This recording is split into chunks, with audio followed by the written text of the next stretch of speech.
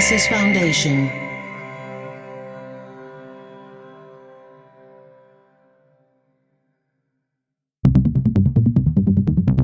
Dublab.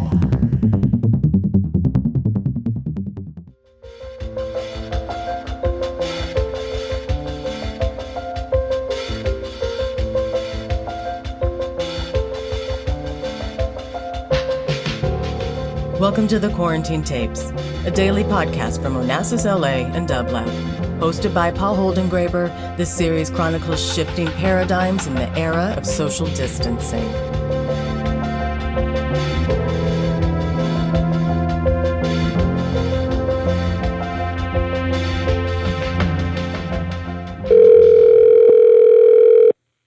Hello. Hello, could I please speak with Roxane Gay? This is. Hello, Roxane. This is Paul Holdengräber calling you from the Quarantine Tapes. Thank you so much for taking my call, and thank you so much for being part of the Quarantine Tapes. How are you? I'm fine. How are you?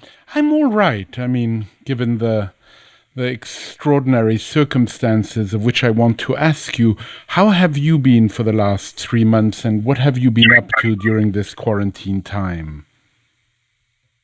I've been pretty good for the last 3 months. My wife and I are in California right now. We split our time between here and New York. We've been working from home, of course, and gardening. She has a garden. I've been doing a lot of cooking and baking, and a lot of working and reading. And so it's just been, some downtime. Yeah, it's an extraordinary moment we're living through. I was so taken by an article of yours in the New York Times called "How We Save Ourselves," where you write, "If you had asked me before George Floyd's killing if I believed in police abolition, I would have said that reform is desperately needed, but that abolition was a bridge too far." And then that next sentence is tremendous. "I lacked imagination. I could not envision a world where we did not need law enforcement as it is presently configured. I'm ashamed. Now I know we don't need reform. We need something far more radical. The current system does not work." Can you say something more about your personal evolution on this issue? I find your wording extraordinary, particularly "I lacked imagination." I think that for a lot of people, the idea of police and prison abolition seems very impossible because the amount of cultural change they require seems beyond us. I mean, right now we can't even get people to wear masks so that they don't die. And so to suggest that there are ways of keeping people safe and holding people accountable without police brutality and without police as it's currently configured, it does require a level of imagination that is significant. And I don't know that a lot of people are capable of imagining things in that way. Do you feel that this moment in a way might open up the possibility for imagining a world that might be different in that regard?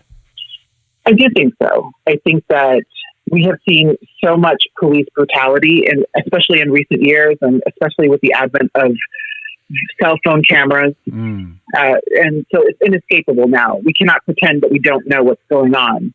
And so I think armed with that, we can start to imagine different ways of being. And I do believe right now a lot of people, and especially a lot of Black people, have decided that this is enough. We're not going to tolerate this anymore. And that's certainly where I'm at because, I write about race and gender and violence all the time. And I've written about police brutality in so many different ways over the years. And, we keep saying the same thing. We keep expressing the same amount of outrage, and that outrage is entirely justified. But we need more than outrage. And I think that means that we have to start to have serious conversations about what a different type of world might look like. The term that we're hearing all the time now is defund the police. And I think it's partly misunderstood what that might mean. But how do we get beyond what for some people just seems like a slogan? We have to make sure that people understand exactly what's at stake. And frankly, I don't know how we do that. Because if you're not already crystal clear on what's at stake, then we have a real problem. So I think we have to just, I just don't know how we do that, how we prove that this is something that needs to be addressed immediately.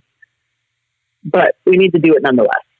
Yeah, nevertheless, to come back to the I lacked imagination, we have to find a way, don't we, to make people understand what defund the police means. Yesterday, I had a conversation with one of my guests who said, maybe we don't need to defund the police, but maybe we need to refund it, but refund it properly. He spent some time embedded in the NYPD, and he was saying, it's just extraordinary because these young 22, 23, 24-year-old policemen are coming into homes where there's been, let's say, marital abuse, and they are supposed to somehow deal with that situation, but they have no training for that. We're asking the police to do things that maybe the police needn't do. Yes. A lot of the calls that police respond to would better be addressed by social workers, right, and therapists and drug counselors and harm reductionists. How do we start to fund those services? So that's the question. Sort of a twist on that question, or maybe an enlargement of that question. To what extent should we also be talking about defunding the military? That's a good question, and I don't know. We haven't begun to have that conversation because we're just so far from it. But I think that we should find more effective ways of funding the military. But I also understand the world that we live in, and I can't pretend that we don't need the police. I mean, that we don't need a military. But I don't think we need a military that is as heavily armed as the ones that we currently have. I think that when you arm a military for a world war, then other countries are also going to arm their militaries for a world war. And it becomes this sort of escalation on all sides as everyone tries to keep up with one another. Roxane, I'm wondering, I asked you what you were doing for the last 3 or 4 months. Are you surprised by how quickly some of the themes and discussions have changed over the past few months? First with the pandemic, and then with the other virus that happened on the 25th of May. Which is just one of many, many killings. Yes. I'm surprised at how sustained the conversation is this time around, and that we are finally going from, I would say, racism 101 to racism 201. The conversations are not as advanced and sophisticated as they need to be, but we are certainly getting beyond the types of conversations that we previously had. And so I am encouraged by that. And I am glad that we are actually having a legitimate conversation about what defunding the police might look like, and developing people's budgets and voting out politicians who are not willing to respond to this moment in appropriate ways. Yeah, because I've been amazed. I've been amazed, and then I'm skeptical, and then I'm amazed, and then I'm skeptical. Looking at, maybe it's meaningless. I don't know if it's meaningless for you, but looking at the New York Times bestseller list and seeing the kinds of books people are reading now. Perhaps a shard of hope there, that people are trying to inform themselves. I do think there is a shard of hope, because people are at least recognizing that there is reading for them to do, that there are things they need to learn. On the one hand, we see that White Fragility, which is a book by a white woman, was for the past couple of weeks the number one book, and that's a little discouraging. Yeah. You know, other than that, it gets a little bit better. And people are educating themselves. They're reading books from Black authors. And I just hope that people sustain this energy and recognize that this is not something that you do just today. Right. And this is not something that you do just this week. You should always be reading diversity, not only in terms of demographics, but in terms of aesthetic and ideology. And I hope that we can see that happening. I love this, something you've written here, which I think is fantastic. You say people tend to have a very singular narrative of who someone is. And so people of color, women of color, queer people are only expected to write about identity-based things and the struggle of that identity. And when you write a narrative that challenges people's expectations of who you are and your subject's position, then all of a sudden they get confused and think, this isn't realistic, because they don't understand. And then an echo, I think, of Whitman, that we contain multitudes. What is really extraordinary now is this notion that we're not one. And we really needn't, as you said before, we really needn't think that reading these books for a week or 2 weeks is good enough. We have to have, as you put it, a sustained effort, and that effort should become a joy at seeing that a joy at seeing that the world is made precisely of multitudes. Mm-hmm. You know, and we have to continue to sort of encourage people to understand that, not just in this moment, but well beyond, because so often we just don't have nuanced understandings of anything, and it's to our detriment. So I hope that we bring more breadth and depth to these conversations. And again, like, we go beyond sort of racism 101 and 201 and start talking about real issues. Let's have a legitimate conversation about reparations and what that might look like and how it might be implemented. Let's have a legitimate conversation about how school districts are funded and the inequities in our educational system.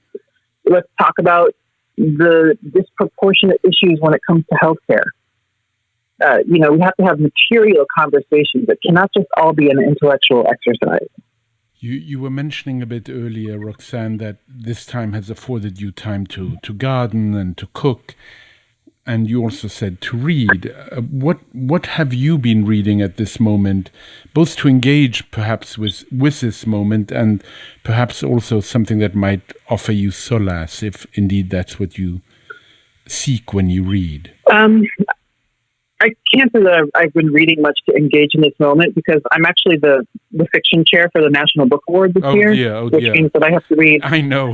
Yeah, I have to read 410 novels. I had 490 when I did the nonfiction award. It's extraordinary, an extraordinary moment. Yeah, the number of submissions is staggering, and so I am dealing with that. And so I'm reading a lot of fiction, but I have to say, I'm very encouraged. I'm reading a lot of really good fiction. Really? Right now I'm reading a book called, I'm reading a novel called The Familiar Dark by Amy Engel, and it is very, very good. Long story short, I'm reading a lot of really good novels, and that's very encouraging, because, you want to see a vibrant literary culture. And we do have one right now, despite everything going on. One thing I've meant to ask you for a while, actually, when we met, but I didn't have a chance to ask you that evening. Did growing up with Haitian parents inform your perspective? I'm particularly interested because you may or may not know, Roxane, my parents left Vienna and spent the war years in Haiti. So I've always had this feeling for Haiti from all the stories, and then I went with my father and mother and sister to Kenskoff, where my father lived from 1938 to 1944, being a farmer there. And I'm just curious what effect Haiti has had on your intellectual and emotional landscape. Being Haitian is a significant part of my identity. My parents raised me to be proud of my Haitian heritage. And I think one of the key things was that I was raised understanding that my ancestors were free. And the ways in which that opens you up to possibility, it cannot be understated. And so I always knew my ancestors were free, and I was always able to carry that. While also, of course, reckoning with the fact that I'm from a country that is still suffering because of colonization and still being punished because of that freedom. So it's just always given me that level of understanding about power and how it works. And then, of course, you understand what relative poverty and absolute poverty are, and that there's a difference. Because in Haiti, it's not what the media, is always presenting as the poorest nation in the Western Hemisphere. They love that phrase. The problem is more complicated than that. And, when I see conversations about poverty in the United States, the poverty is very real, and the suffering of the poor and working class are very real. But, well, there's no but, actually. It's just, I have a different understanding of it when I contrast it with the level of suffering in Haiti. Now, it does no one any good to compare and sort of try and rank the suffering, because it's not the same, but I'm intimately aware of my privilege because of growing up Haitian American. Yeah. I must say, going to, I spent a week in Haiti a few years ago, and it's so hard. I mean, so tremendously hard, and visiting it and learning about the history and, learning about the revolution. It's so fascinating, and obviously the perception from the US is so skewed and so strange.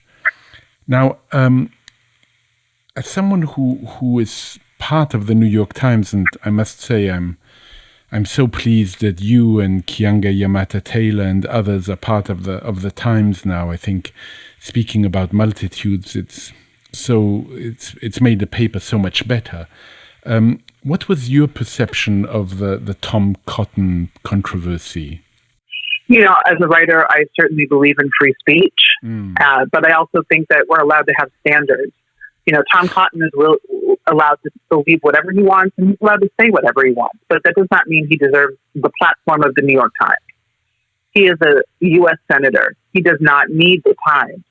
And though it's important to understand opposing points of view, this idea that we should allow American troops to quell legal protest, that's not a point of view that deserves airtime. And so I thought that the Times reckoning with allowing it to be published in the first place, the fact that James Bennett did not read it before it was published, I think these are things that are important to talk about. Yeah. It was just staggering and hard in a sense to really think that James Bennett didn't read it. It seems so unlikely, but it's a story told, and now I guess there has been somewhat of a reckoning at the Times for such things perhaps not to happen too soon again, one hopes. I'm wondering, as someone who is active on social media, with all the pitfalls of social media, do you feel that a platform like Twitter can be a productive forum of conversation? I know that you've spoken very eloquently about the notion of not wanting to be an opinion vending machine, which is a term I think, Roxane, I'm going to adopt from you. I think it's a perfect way of phrasing it. And you're so often, and even maybe in a conversation such as this one, but I'm hoping maybe a bit less perhaps, to have a take on everything. And that can be sometimes damning because it doesn't give you time to think. I'm wondering what you think about this. I think that when you're early in your career as a writer and especially as a cultural critic, you're expected to respond almost instantaneously to everything that happens. And, when you're hustling, when you're at that hustle phase, you do it.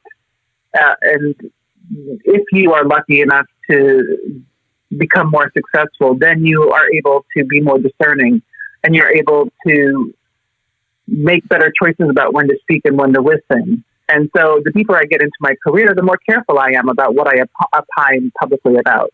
And I think that level of judgment is so critical. How can you take me seriously if I respond to absolutely everything? Right. And so, I'm just grateful that I am at a place in my career where I get to be more judicious about what I respond to, how I respond to it, and that I'm also in a place where I can have boundaries and say, I am not an opinion vending machine. Just because you want to hear from me on a topic does not mean that I have to say anything on this topic. I remember when I was working at the New York Public Library some years ago, Ta-Nehisi Coates came to the library and someone asked him a question and he said, I don't want to represent. I want to be very careful. I'm not the representative of the black community. I don't know. Come back in a few years and perhaps I'll have a better answer. But for the moment, I'm reserving judgment. And I found that very good. I mean, I found that, because this notion of a public intellectual that has to opine, as you put it, on everything is dangerous. And you've said that you don't like phrases like identity politics. And I think particularly in this moment, those terms are very dangerous. Why don't you? Or do you continue not to? Yes, I think the phrase is disingenuous. People say identity politics because we make them uncomfortable by talking about the material realities of marginalized lives. That's not politics, that's fact. And identity politics is never said with kindness. It's never a compliment. And so I think it's very important to push back when people just use that phrase to dismiss your point of view. I was very taken, Roxane, just this moment by your use of the word kindness. Mm-hmm. It's interesting. It's never said with kindness, which is, it's one of the things that has come about in these conversations is a belief sometimes mitigated by skepticism that this moment there may be something that will happen after this moment where people will perhaps become kinder. I wonder if you feel that's possible. And I'm always reminded that the word kind comes from being of kin. A different way of putting it, Arundhati Roy wrote about the pandemic as being a portal, which is, I think the term is perfect, a kind of an opening. Do you feel that it could be, it might be? And if so, what kind of a portal would it be? What kind of portal would what be? What kind of a portal would this moment? In what way will this moment open up a world that might? Because we can't go back to normal. I mean, the notion of going back to normal is precisely what we need to avoid. Normal got us. I mean, whatever passed for normal got us into trouble, into severe trouble.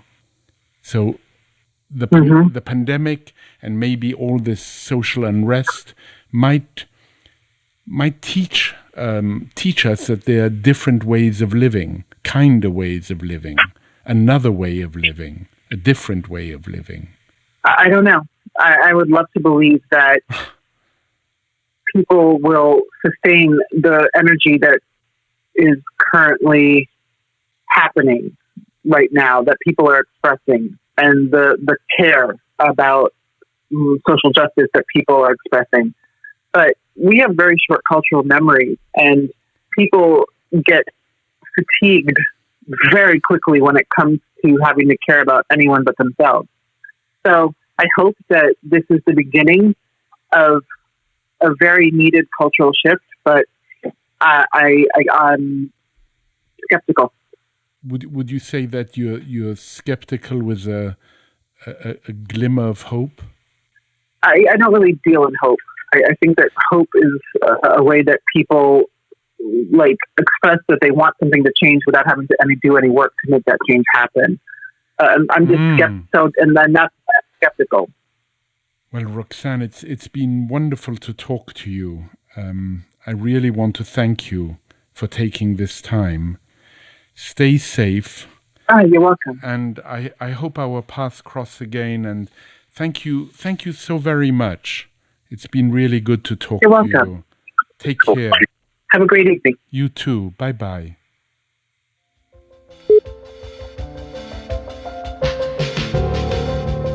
To support this show and Dublab's progressive programming, go to dublab.com/support.